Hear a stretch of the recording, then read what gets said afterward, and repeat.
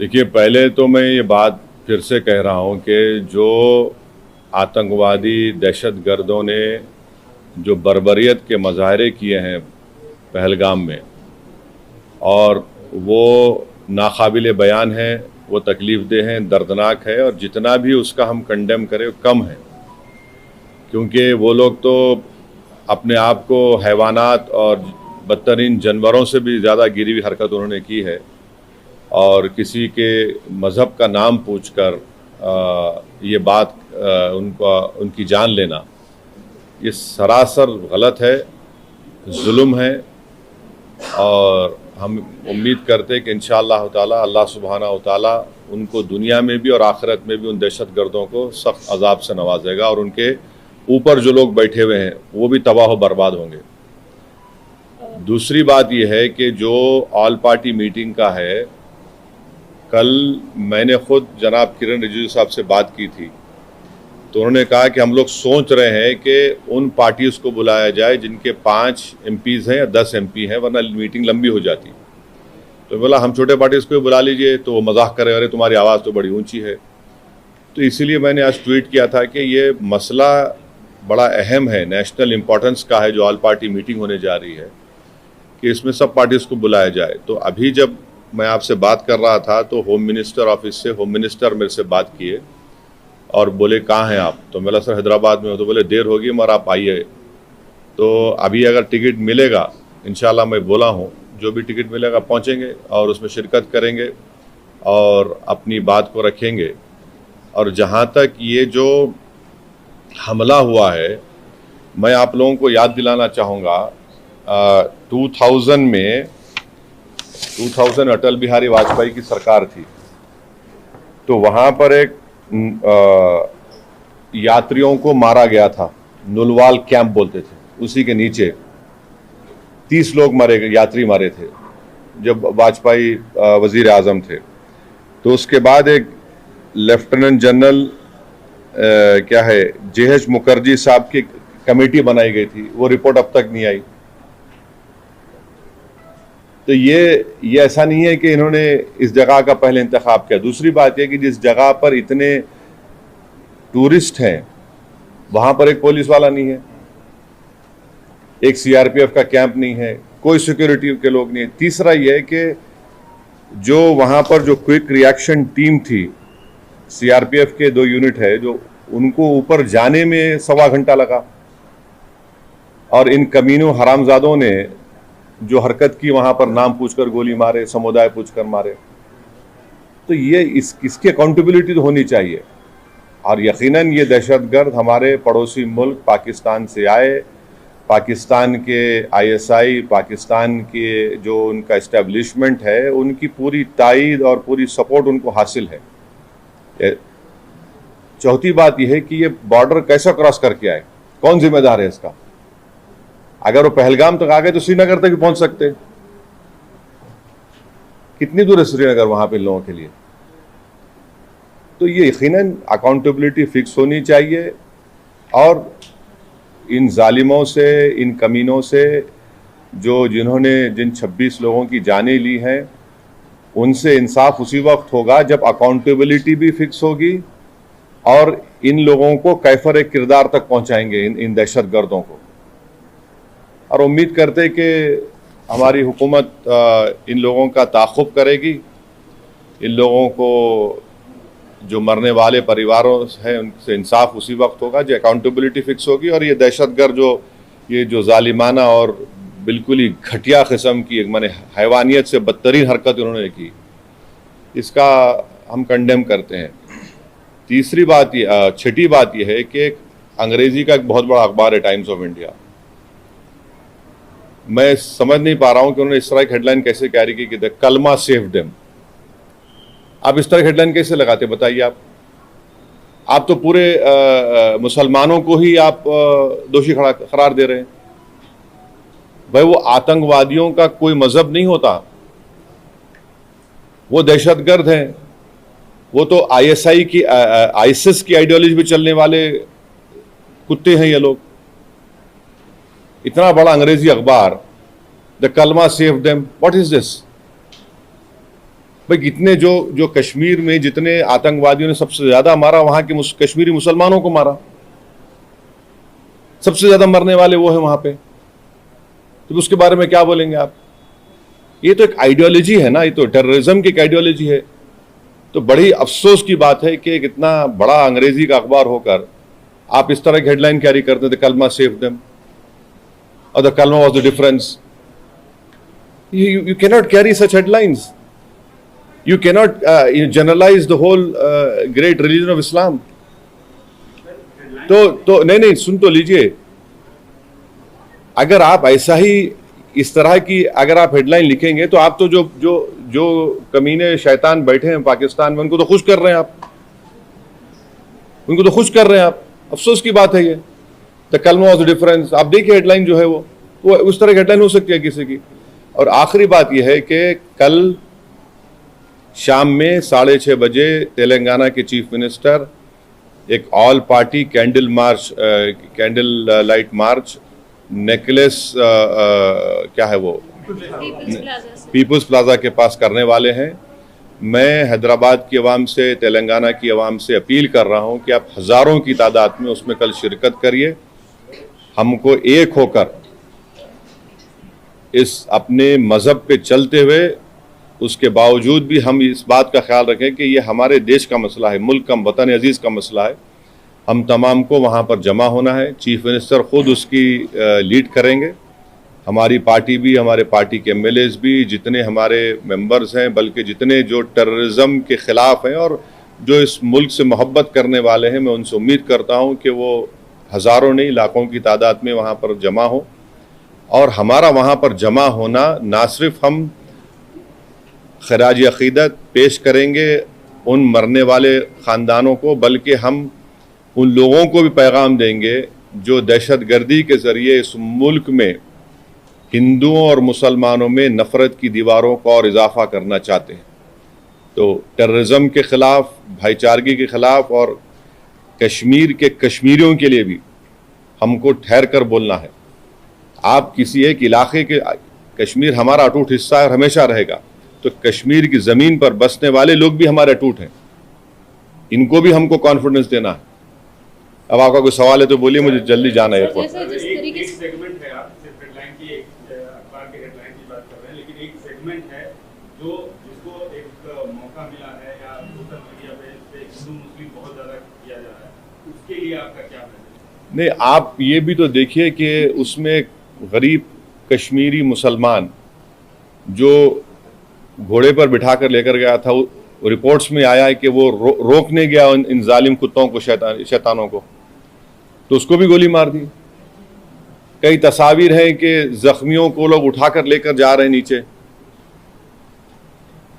आप अगर जो लोग सोशल मीडिया पर ये जो बदगुमानी और जहर फैला रहे हैं वो पाकिस्तान को और एलईटी को खुश कर रहे हैं, याद रखिए आप, वो ये कहना चाहते कि कोई हिंदू कश्मीर को नहीं आ सकता, तो आप उनको कामयाब कर रहे हैं इस तरह की बकवास करके। आप भाई, आपको अगर नफरत है किसी से तो फिल वक्त रुक जाइए, वक्त नहीं नफरत दिखाने का। ये वक्त हमको एक सीसा पीला हुई दीवार की तरह खड़े होकर उन तमाम ताकतों को एक पैगाम देना है। आप तो उनको कामयाब कर रहे हैं इस तरह की बकवास करके। वो जो चाह रहे थे आप उनको मदद कर रहे हैं। आप एक बात समझिए कि कितने कश्मीरी मारे गए, उनका क्या मजहब था, मुसलमान भी थे वो। सबसे बड़ा नुकसान तो उनको हुआ है, उनको ही होगा कल के बाद। तो आप वो जो दुश्मन चाह रहा है वो चाल में उनको कामयाब होने दे रहे आप इस तरह की बकवास करके। और जो लोग टीवी चैनल पर जो बैठे हुए हैं, मेरी उनसे भी दरखास्त है, आप देख लीजिए, आप जो बैठकर आप जो सरमनाइजिंग कर रहे हैं, आपके सरमन से आप तो फायदा पहुंचा रहे हैं। हाँ, बोलिए। प्रधानमंत्री ने एश्योर किया है पब्लिक मीटिंग में कि अब आतंकवादियों की जो बची खुची जमीन है वो भी अरे ले लीजिए ना भाई, कौन रोक रहा। हम तो बोल रहे हैं लो बोल के कई मरतबा ये बात। पीओके ले लीजिए जाकर, वो इलाका भी लीजिए जो चीन के पास है। पीओके का इलाका पाकिस्तान ने चीन को दिया, वो भी ले लीजिए। बराबर लेना चाहिए, छोड़ना नहीं चाहिए उसको। बिल्कुल लीजिए, उसमें क्या बात हो रहा है, क्या है। हमने तो इंडस वाटर ट्रीटी को भी खत्म कर दिया, वो रोक लगा दी उसके ऊपर। तो अब ये बताइए पानी कहां रखेंगे हम लोग? डैम बनाना पड़ेगा ना आपको, पानी कहां रखेंगे? दूसरी बात यह है कि झेलम चेनाब का मामला है, तो बागलियार हमने बनाया। अब ये जो चेनाब का मामला पूरा पहाड़ी इलाका है, समझे आप, पहाड़ी इलाका है। और जो झेलम का इलाका है तो आपको फिर लैंड एक्विजिशन करना पड़ेगा पानी के लिए। करिए आप, बहुत अच्छा है, जो आप कर सकते करिए, मगर अकाउंटेबिलिटी फिक्स करिए। इस बात को याद रखिए कि हमने सर्जिकल स्ट्राइक भी किया, बालाकोट भी किया हमने, और 2000 में अटल बिहारी वाजपेयी के जमाने में नुलवाल कैंप में 30 यात्रियों की यही पहलगाम में मौत हुई थी। किसके ऊपर अकाउंटेबिलिटी फिक्स होगी? आखिर ये लोग कैसे आए? अगर पहलगाम तो आ गए तो श्रीनगर भी जा सकते हैं लोग। तो ये अकाउंटेबिलिटी फिक्स होना जरूरी है, डिटरेंस पॉलिसी हमारी देखना जरूरी है, और ये जो हरकत किए ये कुत्ते, इनको सजा मिलना जरूरी है। और असल इनसे ऊपर जो शयातीन बैठे हुए हैं, जो हमेशा नहीं चाहते कि ना भारत में ना कश्मीर में अमन रहे, इनको जड़ पेड़ से इनको सबक सिखाने की जरूरत है। ये सिर्फ मेयर रेटरिक नहीं होना चाहिए, बल्कि ग्राउंड पर उम्मीद करते कि एक्शन होना। और मैं ऑन रिकॉर्ड कह रहा हूं कि होम मिनिस्टर जो जाकर मिले विक्टिम फैमिली से, अच्छा किए। वो आसान काम नहीं था मगर अच्छा किए। मगर उन विक्टिम्स को ये नहीं है कि हम भूल जाएं थोड़े दिन के बाद। उन मरने वालों के परिवार के आंसू रायगा नहीं जाने देना चाहिए। और कई ऐसे वीडियोस है कि जो लोग जिनको पनाह दिए, कश्मीरी मुसलमान पनाह दिए उनको, वो भी तो देखिए आप। सर ये जो मेजर्स लिए, ये जो मेजर्स लिए SUAC 7 जो स्कीम में वीजास है उसको इमीडिएटली कैंसिल करना, रद्द करना, और 18 को बंद करना, और आप जैसा बोले झेलम, चेनाब, ब्यास, ये नदियों को कैसे रोक पाएंगे? मतलब डैम तो बनाएंगे। नहीं, ठीक है। देखिए वर्ल्ड बैंक इसका वो इंश्योर करता है, तो आप करिए ना। हमको इतना से पानी कहाँ रखेंगे वो भी तो देख लीजिए। क्योंकि जो Chenab area is a mountainous area, and ये नदी जो जाती चेनाब की, माउंटेन से जाती। झेलम का जो है वो जमीन पर जाती, तो आपको डैम तो बनाना पड़ेगा। इंडस का जो है वो उधर अलग एरिया, वो तो अलग छोटा सा एकदम। वो नहीं सर, ये कैसा दिखती है मेजर्स को? ये काफी है पाकिस्तान की जो दहशतगर्दी। एक बात सुनिए, मैं प्राइम मिनिस्टर से एक सवाल ये कर रहा हूं कि जनवरी 2025 तक पहलगाम में उस मुकाम पर 2 CRPF की यूनिट थी, अब क्यों नहीं है? क्यों हटाया गया उनको? पूछ लीजिए, सही है तो सही है बोलिए, गलत है तो गलत बोल दीजिए। जो बेसान मीडोज है, क्या हुआ वहां पर? फिर नीचे से जो क्विक रिएक्शन एक्शन टीम को 1 घंटा लगा ऊपर जाने के लिए, और ये कमीने कुत्ते जो है नाम पूछकर मार रहे थे लोगों को, मजहब पूछकर मार रहे थे। अकाउंटेबिलिटी तो फिक्स होनी चाहिए भाई। अभी नहीं, देखिए, अगर आप लोगों के सोर्सेस में प्राइवेट जेट है तो बोलिए, बैठ के जाएंगे, टिकट मिला तो जाएंगे। आप लोग बड़े ज्ञानी हैं, पावरफुल लोग हैं आप लोग। अच्छा जी, बदला कैसे होगा? क्योंकि लोग आज, आम जनता जो है जो सड़कों पर उतर रही है, कैंडल मार्च कर रही है, विक्टिम्स जो है सब ये कह रहे हैं कि बदला इस बार तो लेना चाहिए, हर बार की तरह से लेना चाहिए। एक बात सुनिए, पिछले साल जुलाई में रईसी एक जगह है वैष्णो देवी करीब, वहां पर भी 7 या 9 टूरिस्ट को मार दिए थे।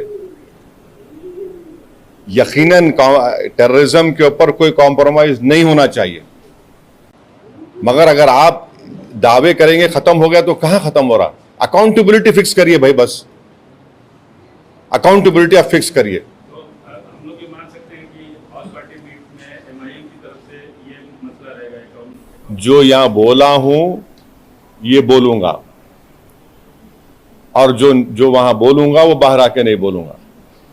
इंटरनेशनल लेवल पे किस तरीके से प्रेशर बन सकता है आपको लगता है? प्राइम मिनिस्टर ने अभी पब्लिक मीटिंग में एक बात सुनिए, ये टाइम जो है ना नेशन को देखने का है। जो भी नेशनल इंटरेस्ट में सिक्योरिटी के लिए कश्मीरियों की तहफ़्फ़ुज़ के लिए जो भी स्टेप गवर्नमेंट उठाती है, MIM पार्टी उसको सपोर्ट करेगी। बाद में हमारे जो शिकायतें हैं नहीं हैं वो बोलते रहेंगे, मगर एज ऑफ नाउ इस क्रिटिकल टाइम पे हम सबको एक होकर ये काम करने की जरूरत है। इंटरनेशनल लेवल पे किस तरीके से इंटरनेशनल लेवल पे तो सरकार कर रही है ना, सरकार कर रही है। वॉट एवर स्टेप्स जो which have been taken in the cabinet committee on security, we welcome it, we welcome it. ठीक है, जो स्टेप लेना है। आप ये अलाउ तो नहीं कर सकते, मगर हम यही चाह रहे हैं कि कहीं ना कहीं अकाउंटेबिलिटी फिक्स हो, मगर नेशनल इंटरेस्ट में तो हमको एक होने का है।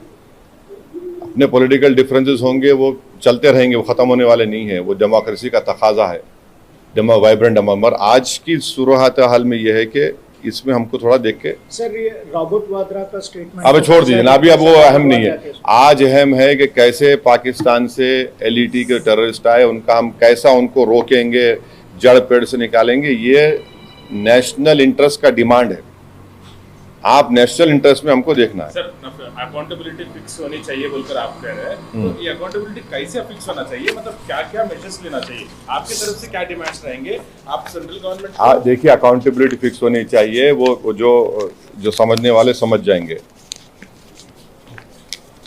Okay, thank you, thank you.